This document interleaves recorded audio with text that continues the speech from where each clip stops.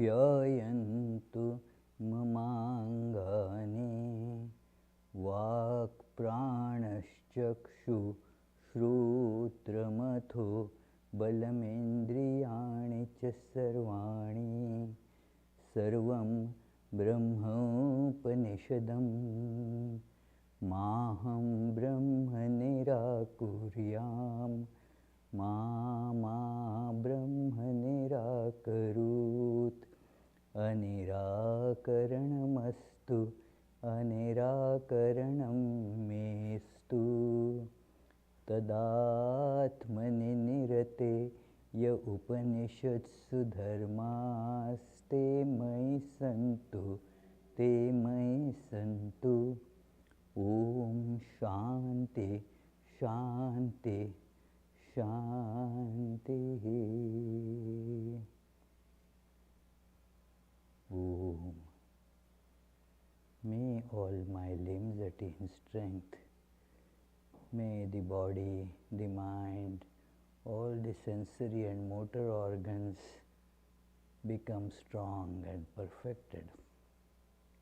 All is verily the one without second, blissful, conscious existence itself, the Brahman.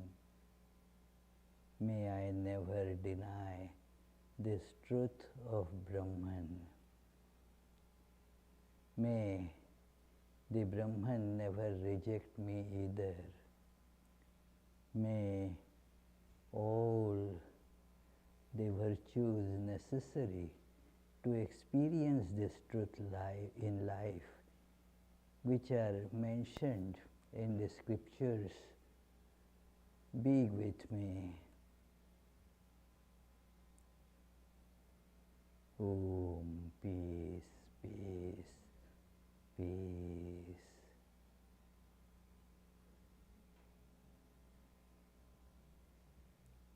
Let us feel this oneness of existence, the Brahman, by mentally transcending all the forms, beginning with the form of one's own body. Just let us feel that I am an ice cube kept in the tray with lots of them, and the tray is kept out in the warm weather like this.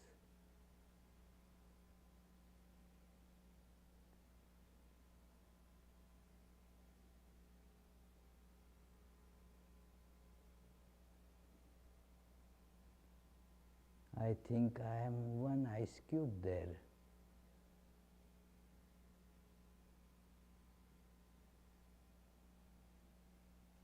All others are also different ice cubes. They are different from me. Some are good, some are not good. I connect with some, I don't connect with some.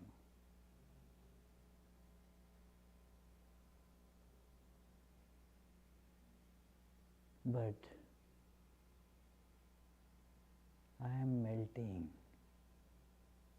I see my shape is changing, and so also all the other shapes.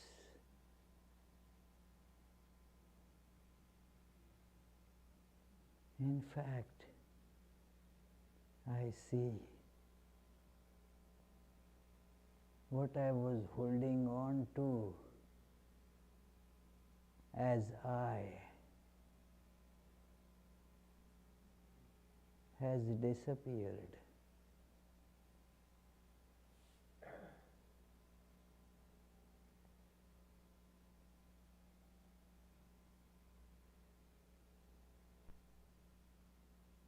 There was no difference intrinsically at all.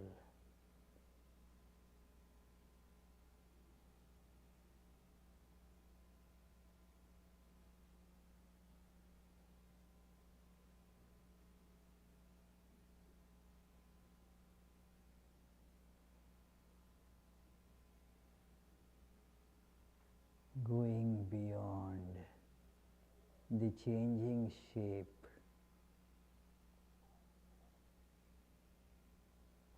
now I feel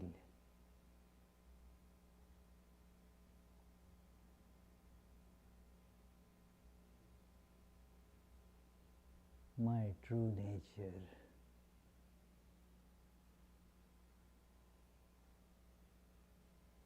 as existence itself.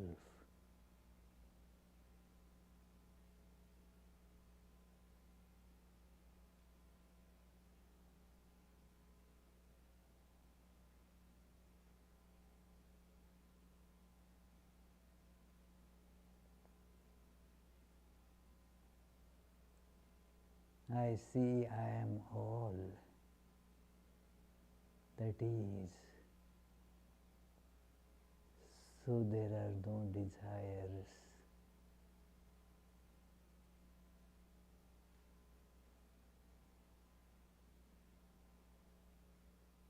There is no lack of anything.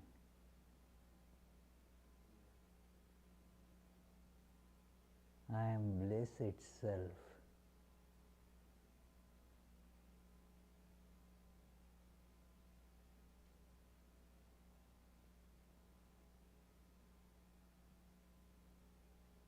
I am beyond time and space.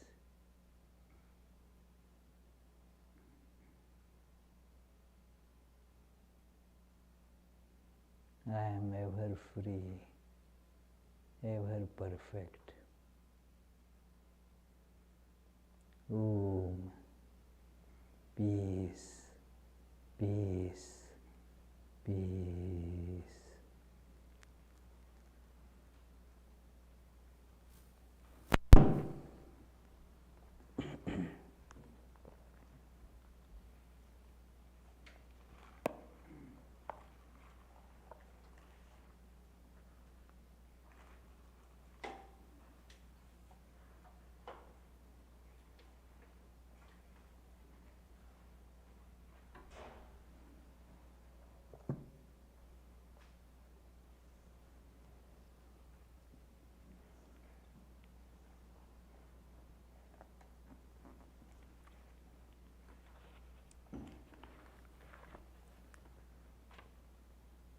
So, dear friends, we shall continue to follow this wonderful story of Puranjana, which we have been following in last some classes in this study of Bhagavatam. And as you can see, it is 91st class today. So, we are closing on 100. And this story will continue for a few more classes in different form. The name Puranjana will disappear probably from the next class or even today's class. Let us see, since we go on reading as it comes, so I am not always sure that when this particular portion will finish. So, let us begin with our usual prayers, which forms actually the first verse of this great treatise of devotion, Srimad Bhagavatam. Janmadhyasya yatonvayaditarat Chartheshvabhijñasvarat Tene Brahmhridaya Adikavaye Muhyanti Yat Surayah Tejo Varimridam Yatha Vinimayo Yatra Trisargo Mrisha Dhamna svena sada nirastakuhakam satyam param dhimahi. That from whom creation, sustenance and dissolution of the universe take place, who is both the instrumental and material cause of it, who is omniscient, is the only one having self-mastery, being the one independent entity, who illumined the mind of Brahma with the Vedic revelation, whose wisdom is the wonder of even the greatest sages, in whom the world of the three gunas subsist, just as the combination of materials like fire, water and earth subsist in their causes without changing their elemental nature, in whose consciousness there is nothing false. On that truth supreme we meditate. So, this is the meditation on truth supreme. Devotion is in a way meditation. It is what happened to the PowerPoint? Okay, yes, it has appeared like this. Okay, good. So, it is meditation on the supreme truth. Bless you, bless you, bless you. Did you receive enough blessings today or not? Okay. Yes, that is a good way of getting more blessings. Just sneeze and so many people will give you blessings. So, the truth supreme is that of which the finite little manifestations are these relative truths. The relative truths, they are subject to the context of some time, some situation, some place and like that. So, depending on that person, the mindset, all that determines what is relative truth. But the supreme truth is beyond these. It is this is how the principle of abstraction works. By our applying the principle of abstraction, you will see in all scientific investigations, this is the principle that is used, and that is the analysis and then abstraction. That by analysis you discover something and then generalize it to everything. So, it is all these examples can be given, that here also it is something like that, you experience something as true, somebody else sees that is as true.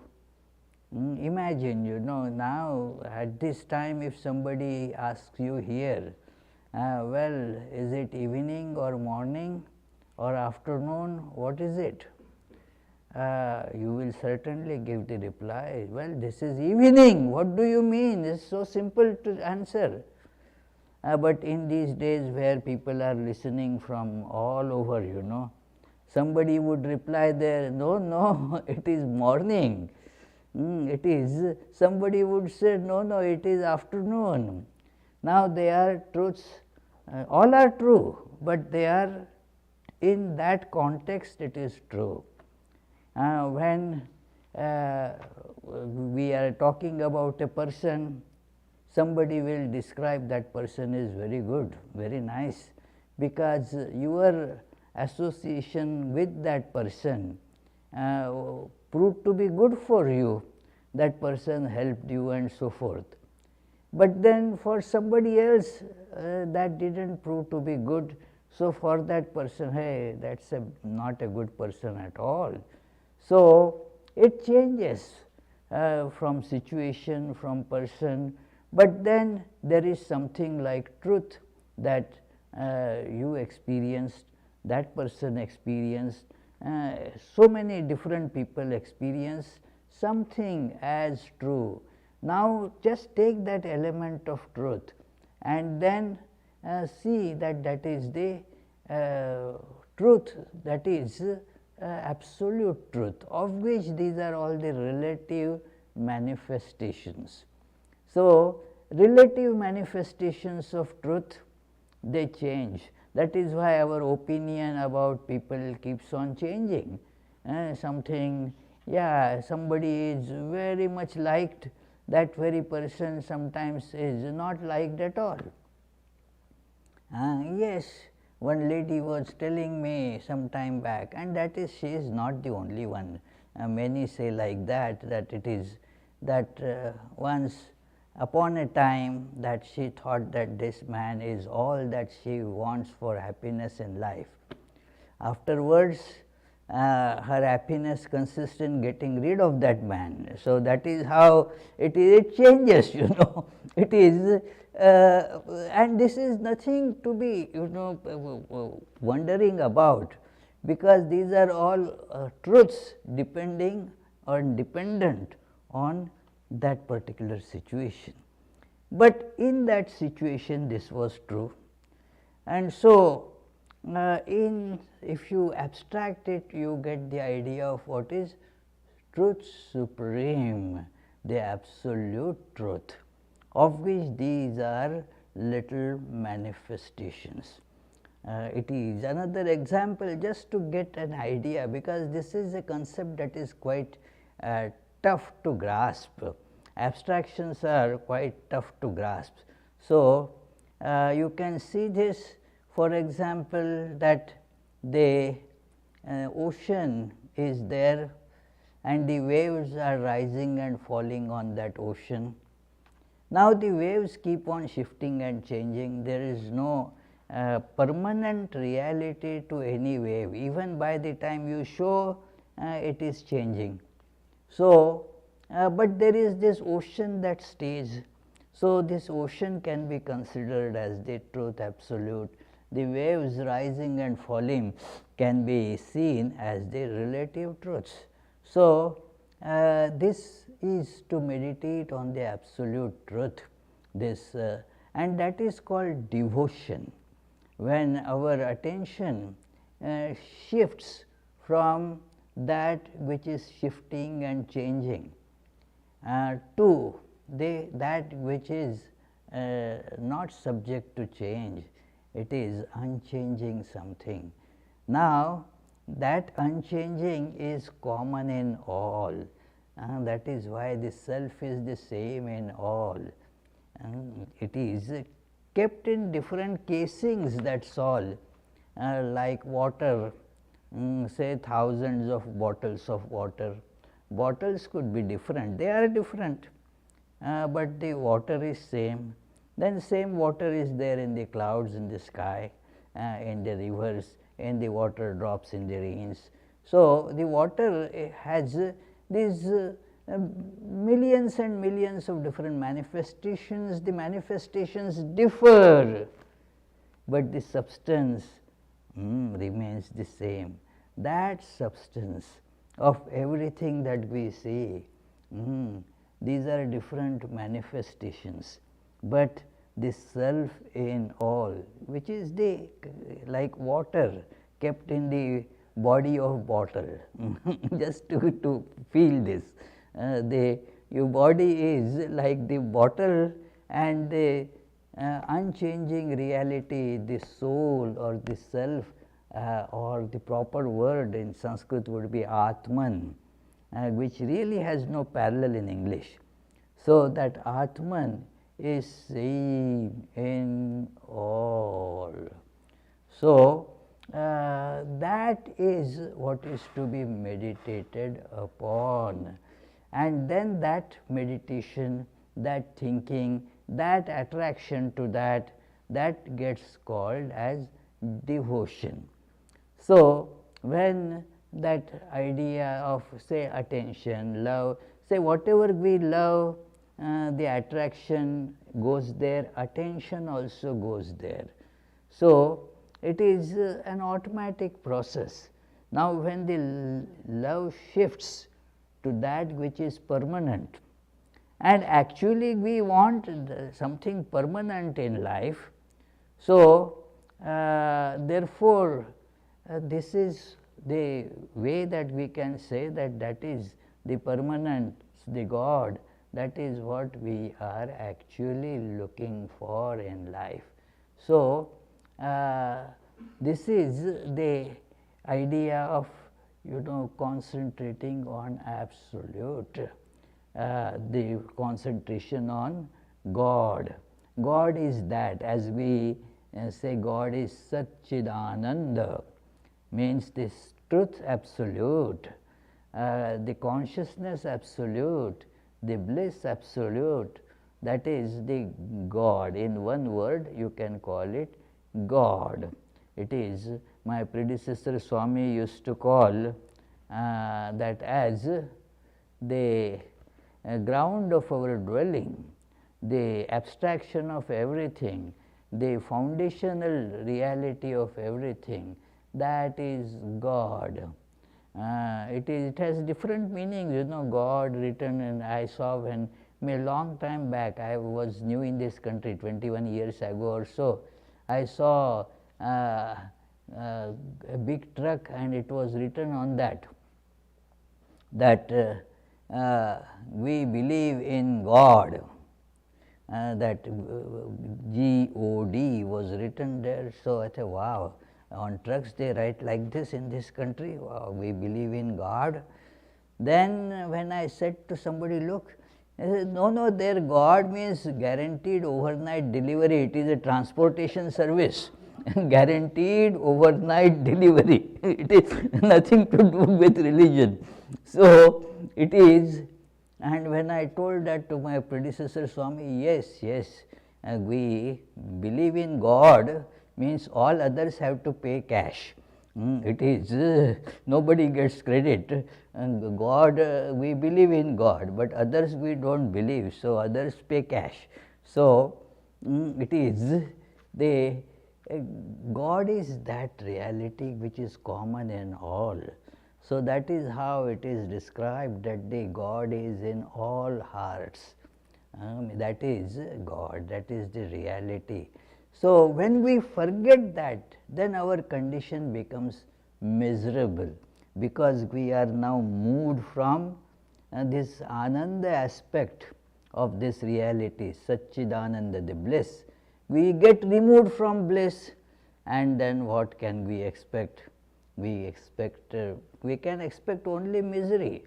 And there is no getting away from this truth, friends, that there is, howsoever you may try, one will never be able to get happiness by running after the objects of the world.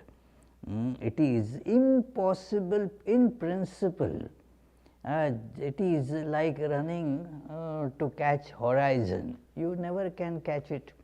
So, similarly, by trying to run to grasp some object, thinking that that will make my life really full of happiness, all that I want is this, one keeps on thinking like that, like this child, our young friend sitting here, sometimes may think, all I want to become happy in life is this particular video game, and that will really make life so good. But then after some days, that game gives way to something else. So, it keeps on shifting, and when you grow older, the toys and the games become a little different, but the situation more or less remains the same.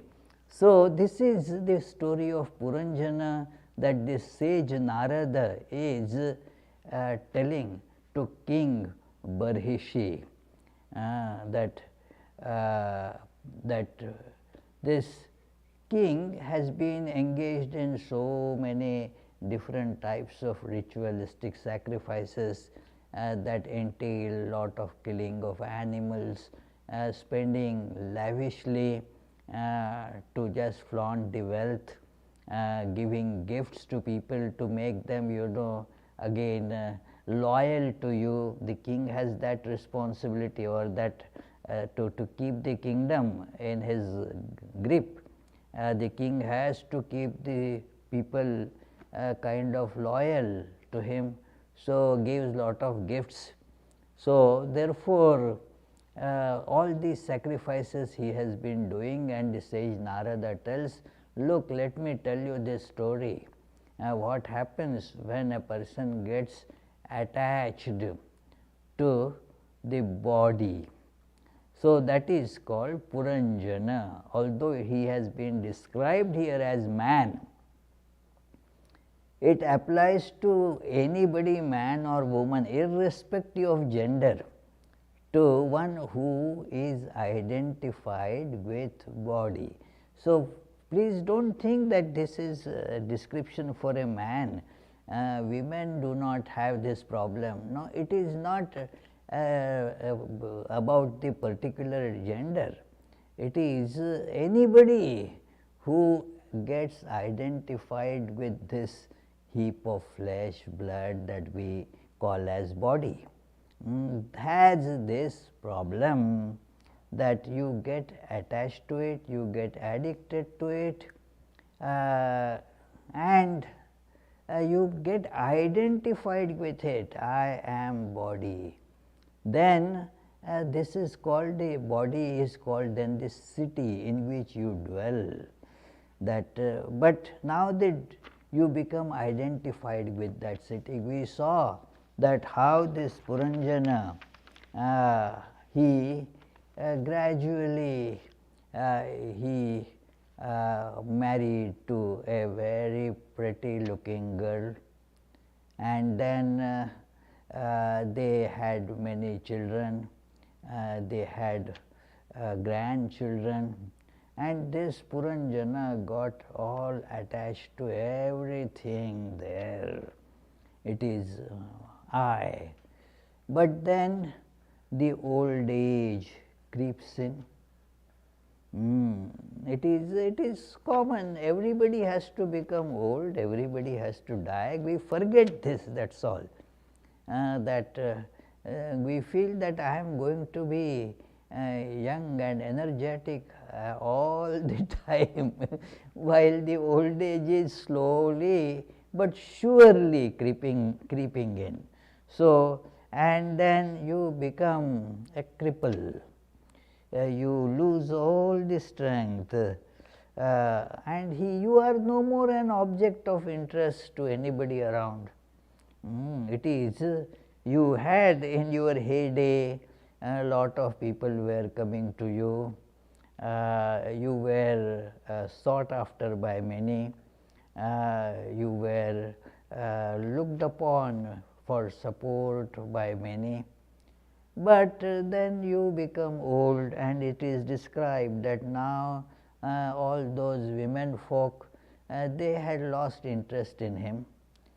He was not able to provide them anything, but he has not lost the desire for that kind of enjoyment. And so, that is what then happens, that the desire is still very, very strong. In fact, it has become stronger over the years.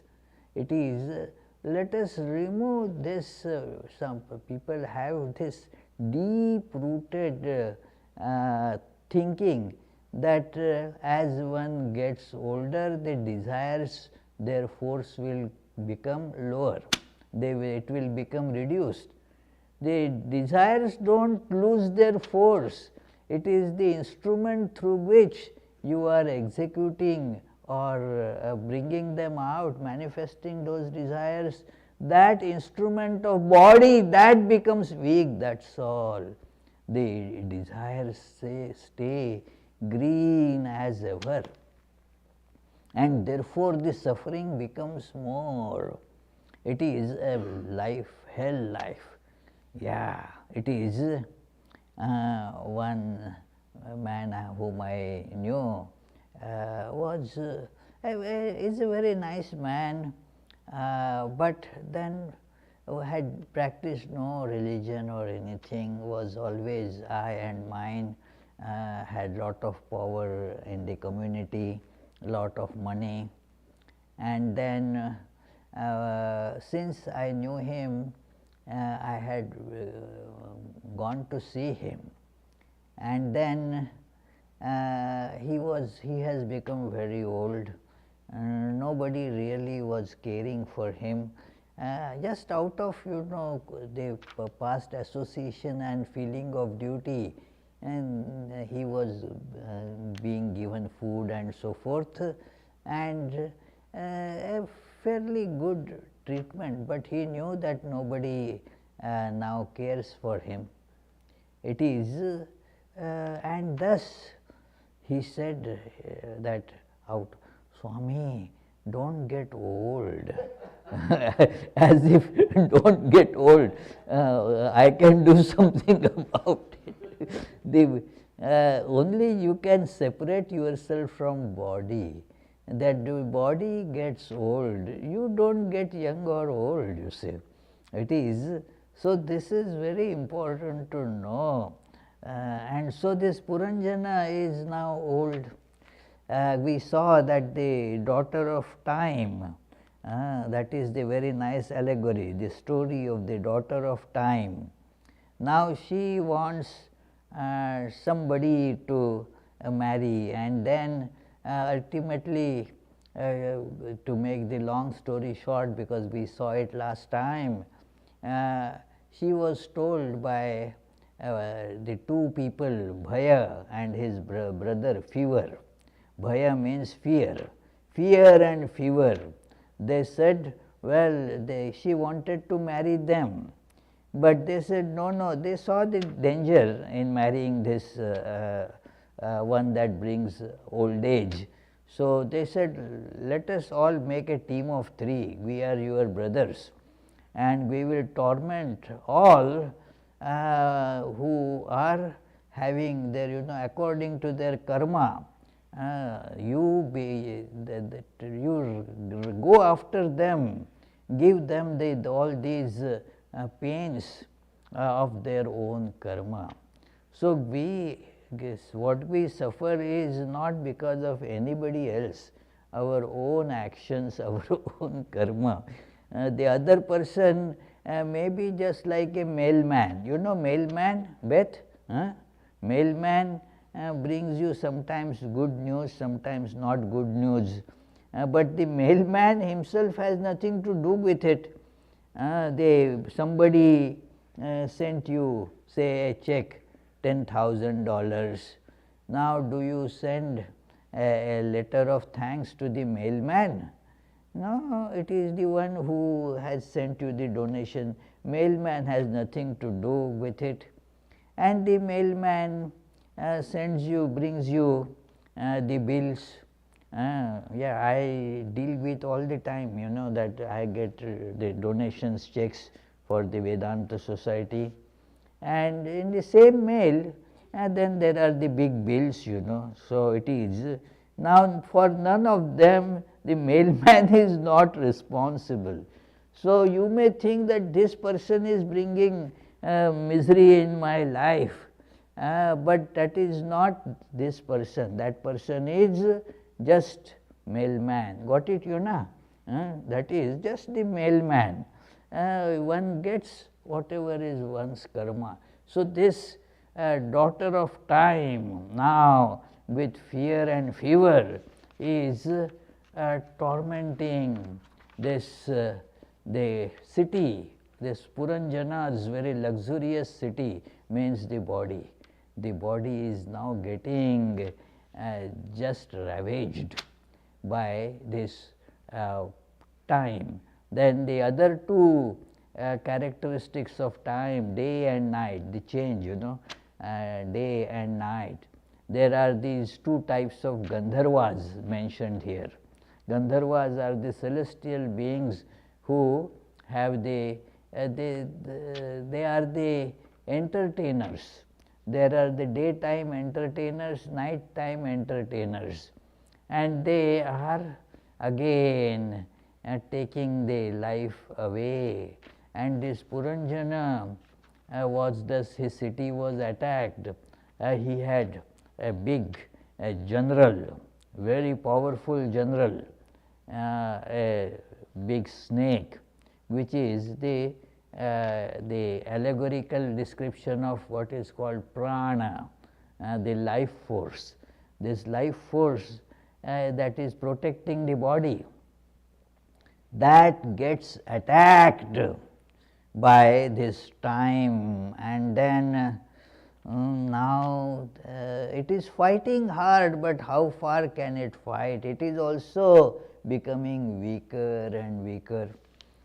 And then as we read here, the situation becomes terrible, that very miserable, and that is going to happen to me. Let us look at it as everybody who is identified with body, and nobody else is responsible for that. Some years ago, a gentleman, he called and came to visit here, that say, I want to talk to you something, that my children, they, myself and my wife, we feel sad about this. What? They don't now give any respect to us. They are just, not that they are bad, but they don't pay any respect to us, they don't seem to have any love for us. We did so much for them, and now look at this. Now we are old, we don't expect any money or anything from them, but some love, some concern. Not just formalities they do, send a birthday card and all that, but we know that it is just a formality. There is no love. We want some respect from them, some consideration. See, we did so much for them, and why this now? And then all the other things which are with common things, but now they appear to be very bad. That is the sign of old age. You remember how good we used to be in our good days or young days. All those memories start. So that is a sign of old age. When you see somebody talking again and again the same past things, then that is what happens in old age. So they started telling me how they reared up their child, how much sacrifice they did for their son and their daughter and all. Now look at this. I said, please tell me, that it is, was it that it is you were doing it out of love, or doing it just as an investment that later on your children will take care of you or love you? If you were doing it just out of love, then one idea, very important idea in love, is that love has no expectations. Love, it does not have bargain point in it. It is just love. So were you doing all this out of love, or with the idea, with the expectations? You then, with expectation means it is like investment, you were doing some investment in your children. And then investments always, the laws of investment are different from laws of love. Think what your problem is, you were investing and hoping that the laws of love will become applicable. No, the laws of love will not become applicable there. So, and it is a universal thing, that what we call love in our relative life is just need based adjustments. When the need becomes different, then the loves also shift, It is that is why we see little babies, they are so attached to their parents. Let about 15-20 years roll, the attachment becomes different. Not that they are hating their parents or anything, but they are not now having that kind of affinity, that attraction that they used to have when they were little ones, because as little ones they needed them. Now their needs have become different. So, therefore, there are some principles of morality and duty that at least make them aware that no, they should honor the parents, respect the parents and so forth. So, now what happened to this Puranjana? He could not give them up, all those his children and grandchildren, and he used to be so proud of them, everybody in my city and so forth. So, grey haired old age, the daughter of time quickly swallowed the city of Puranjana. One who has been overcome by her becomes deprived of all strength and vitality. Then there was, how was Puranjana? He was proud. That is how a person is. Again, don't think of he or she. This is the person is, yes, I am such and such, and I am such and such. I become so proud, It is mine is good, the others is not. It is all very funny. I told you that that incident when I used to be in my our training center many years ago, about 40 years ago. Then one senior Swami had come to address us, and he said, "Hey, remember, you may think that you have given up everything in becoming a monk. You have nothing to be proud of. You have given up your wealth and the idea of your education and your excellence in many other skills. All those things you have given up." But then ego goes and sits on something else. Now you see, as the novice brahmacharis, we all have a little tuft on the head, tuft of hair, small, and your ego will go and sit there. You will say that how my tuft of hair is so much better than that of others. Now it is meaningless, but it happens like that. One Saint Ramdas Swami, he describes that, well, if nothing is there to be proud of, you become proud of how nice sound of your cough makes, that nobody's coughing sound is so good, and look at the flame that comes out of my nose, it is so thick, nobody has like that. The one can become proud of such things. So everybody is so proud, because this is how the identification with body makes you. It is, you become proud of anything. If one is good person, I am good person, understandable. One becomes proud of being bad also. Nobody is, remember, I am a bad person. You become proud about that too, and tell others that beware of me, I am a bad guy. So it is. So the pride like that. So Puranjana, an embodied being, becomes proud, and then attached to his home, relatives and property and personality, identified with everything in the city, had to withstand many trials under the attack of these forces. In the clasp of the daughter of time, he lost all beauty of form and intelligence and become pitiable to look at. Yeah, it is quite natural, that is how it happens. That Bhartrihari tells, Vali bhir mukhamakrantam paliten ankitam shirah gatrani shithilayante trishna eka tarunayate. That the beautiful face that was looking beautiful at one time gets all wrinkled face.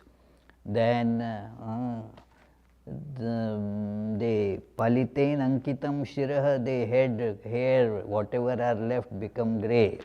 Then all the limbs lose energy. Then you can keep on telling, oh, at one time I used to climb that mountain, and so forth. And now walking a few steps becomes difficult for you. So, it is all the energy is gone, but what has remained evergreen is that craving for enjoyment, and that was the case with Puranjana, that so he could not find any remedial measures for this. In spite of the domination of the daughter of time, he still retained longing for sense enjoyments. Though his children did not love or care for him, he still continued to caress them. Through, though still unwilling to leave that city, he was finally forced to abandon it, occupied as it was by the daughter of time and the Gandharvas. You are kicked out of this body. It is now you have to get rid of it. You become very condition becomes very pitiable there, and then the thoughts still are not on the permanent divine entity that is always with us, that never leaves us, he is always there. The thoughts keep on still, that ego, that what will happen to my wife, what will happen to my children, if I die, my wife, she is so loyal to me, she will die without me, how can she remain? Then my children, to whom they will look for support. Now the children, they had their own children, they do not care, but this person still keeps on thinking. This is a big expression of ego, that things depend on me. Actually, nothing in the world ever depends on me. It is without me, everything goes on fine. In fact, God makes everything happen in spite of my meddling in it. It is not that I do anything. It is yet we labor under this deception that, well, things depend on me.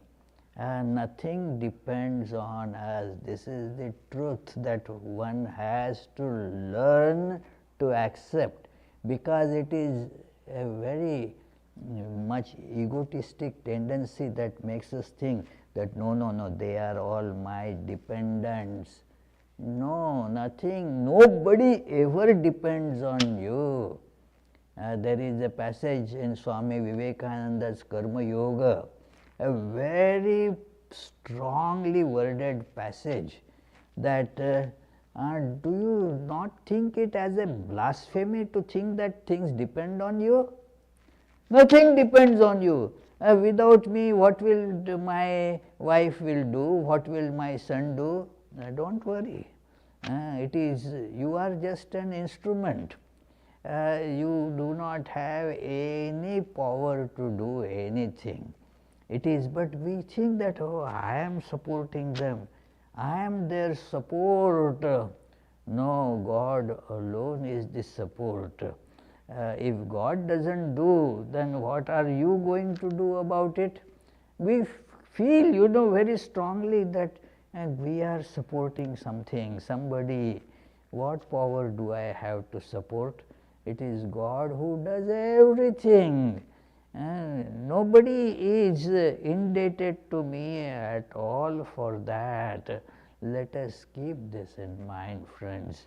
This Puranjana is thinking that even at the time of now death, his thoughts don't go to God, always whirling around my this, my that, my that.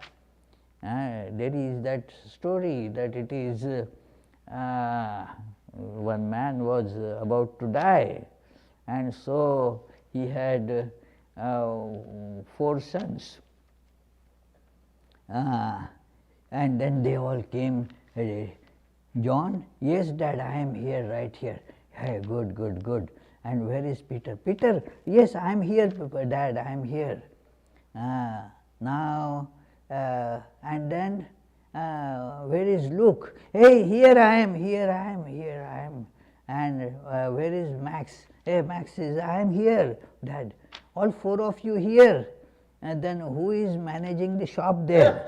He had a shop, so now the worries of the shop, they don't leave. Who is now managing the shop? You all 4 of you are here. People will steal things from the shop. Who is managing the shop? So that is how the life goes on. It is the mind does not still turn towards God. A very, very terribly pitiable condition one comes to if we do not cultivate the devotion to God, seeing that this world is just a temporary coming and going, it is just a wave. So this continues like that and Puranjana dies.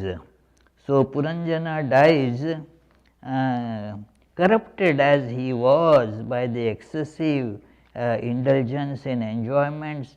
He completely lost the awareness of his real nature and grovelled in the limitless expanse of darkness, that is tamas, all ignorance, nothing. It is that ignorance gets called as knowledge. That is how the situation becomes. Afterwards, as his dying thoughts too were on women, means the objects of enjoyment.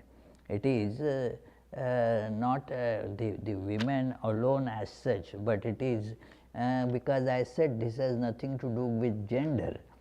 This is for whether you are identified with a woman's body or a man's body or whatever. It is the object of enjoyment is personified here because that as a woman the thought was still going on towards, and then Bhagavad Gita says you get your next birth according to your thoughts predominantly present at the time of death.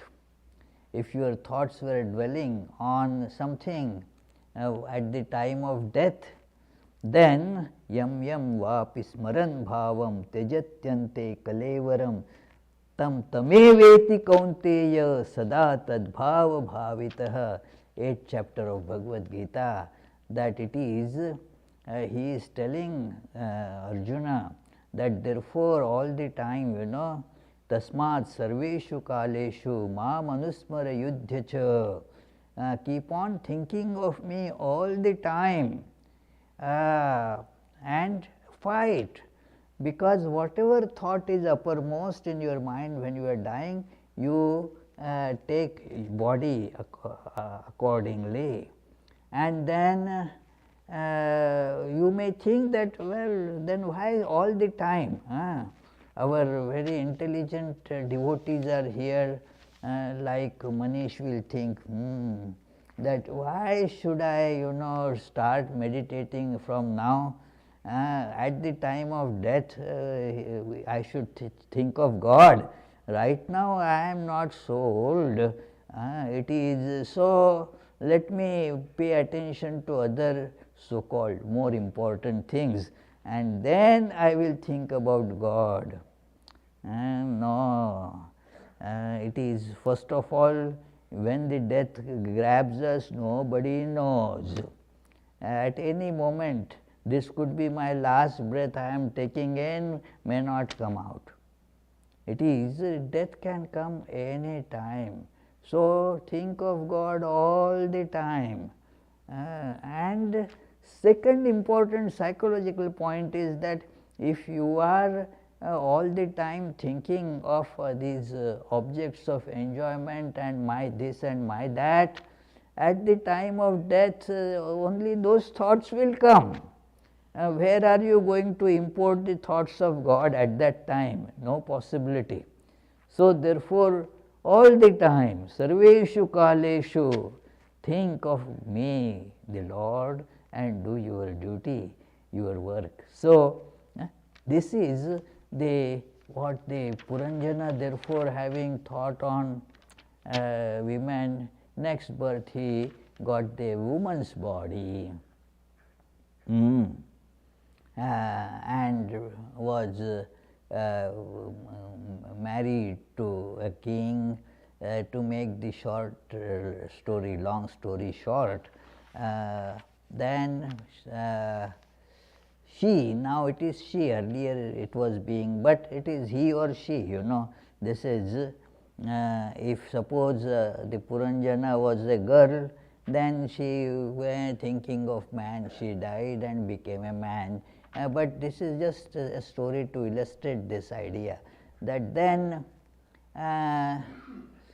she started then in this life, she got married to somebody, a king, and they had children and all that. But then the king decided to give up everything and meditate, give up life meditating on God. And that made this girl, Puranjana, in the next life, this lady, also by association, she thought, yes, that is the truth, that is the God, that is the real friend of mine, the real friend of ours. Who is my real friend, my real companion, who always really is providing joy in my life. It is no joy ever comes from any object. Let us strongly imprint it on our mind that no object can ever bring any joy in life. The joy is in God.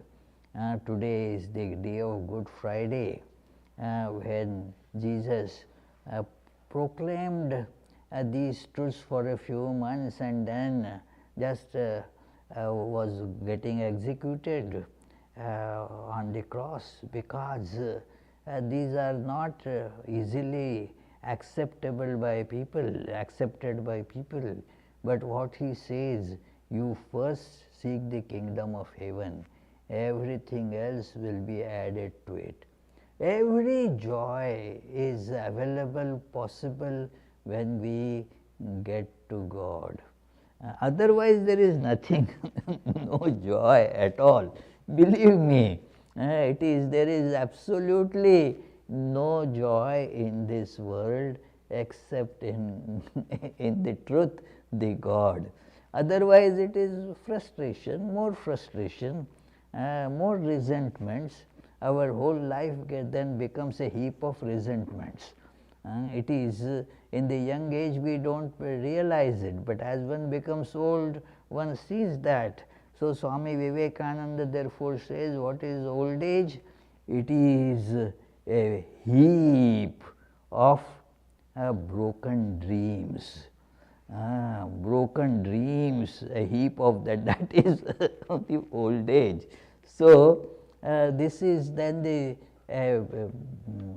one Brahmin appears there as she was burning her husband's body and gives her this knowledge that, look, I was always with you. This is the description, that how the Puranjana, all those animals he had sacrificed in the in his pleasure hunts and in the yajnas that he was doing. Now all they started, nibbling at his body. They have their revenge now. Law of karma becomes applicable, and then he means she now, she thinks, because devotion is more seen in a woman's body, and so it is shown as a woman, that the God and the soul, they are always close, inseparable friends. So, it is, but the soul forgets the real friend. Think of this man and that woman and that as our real friend. God is our true friend, and then that God tells him, that part we shall elaborate in our next class, that you and I are not really different. I never go away from you, because you are and I are always connected, it is I am you, it is you are just my reflection. It is an object will have millions of reflections, but that object is one with all of them. So, this is God is the true inseparable reality of all of us. So, let us remember that, try to hold on to that divine presence, and that will bring fulfillment to our life. So, we shall close with the chant, and then if you have any questions, you can voice those or type those, whatever. Nigamakалпатарургalitam phalam शुकमुखादमृतद्रवसंयुतं पिबत Bhagavatam रसमालयं मुहुर्मुहुः Rasika bhuvi bhavukaः. O devotees, quaff, quaff to intoxication this nectar of the fruit of the tree of Vedas, flowing from the mouth of the great sage Shuka and mixed with the ambrosia from his words. Any question? Hey, this Abhijit has a question.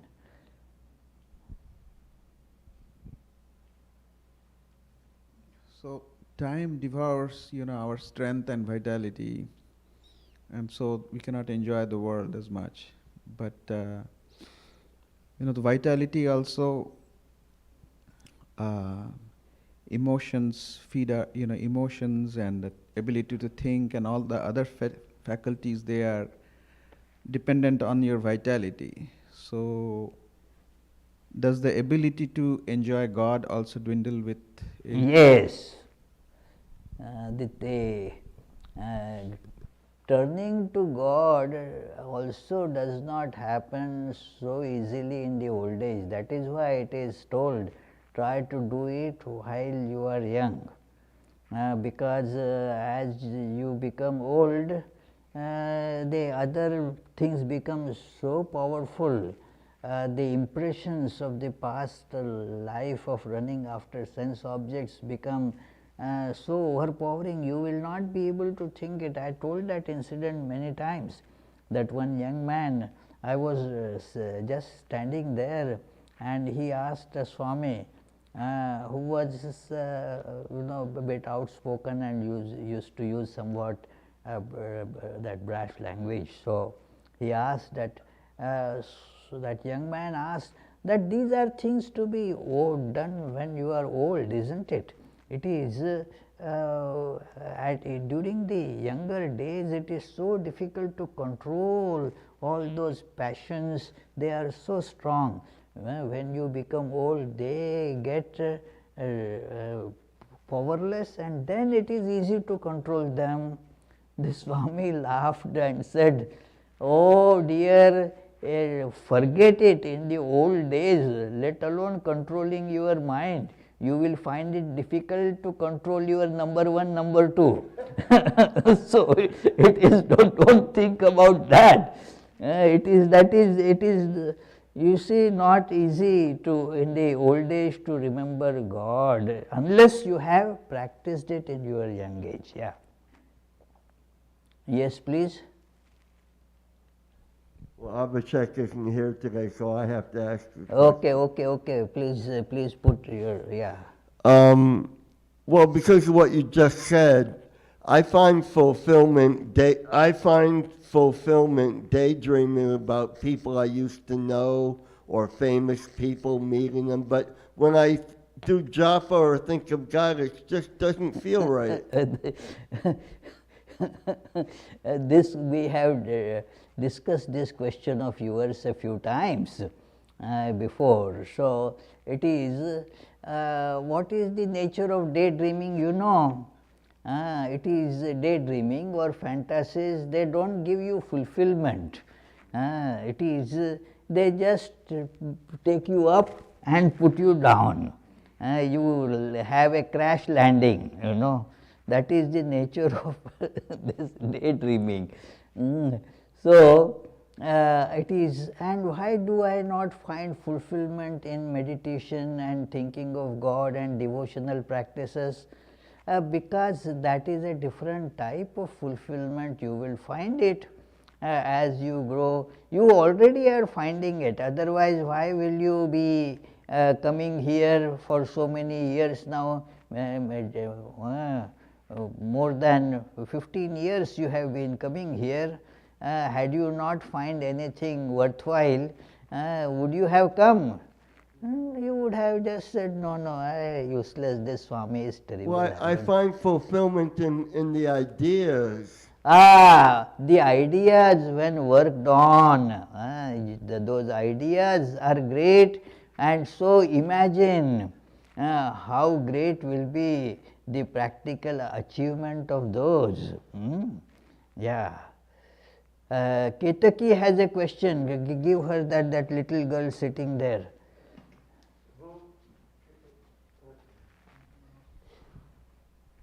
Take your this and ask quickly. Yeah, come on, dear.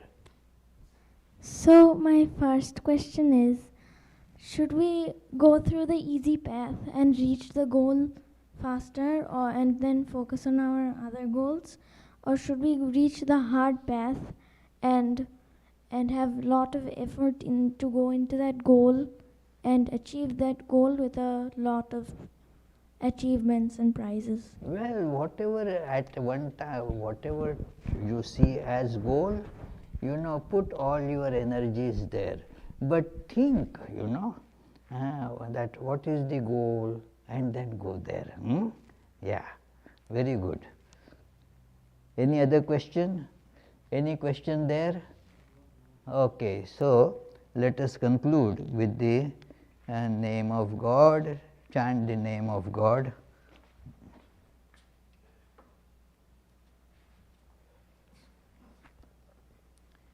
Mukunda Madhava Govinda Bol, Keshava Madhava Hari Hari Bol.